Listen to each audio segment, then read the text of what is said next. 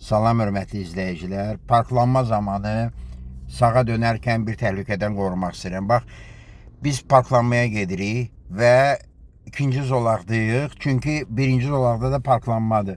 Və tələbəyə deyirəm ki, maşını saxla, sonra sağa dön. Deyir, niyə? Deyirəm, indi görəcəksən. Sağ güzgüyə mütləq bax. Və fikir verin, biz dayanırıq və sağımızdan parklanma xəttlərinin üstündən maşın keçir. Və biz güzgüyə baxmasaydıq, həmin avtomobil bizi vuracaqdı.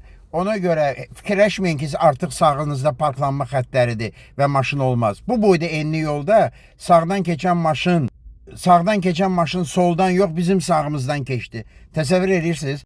Diqqətinizə görə çox sağ olun.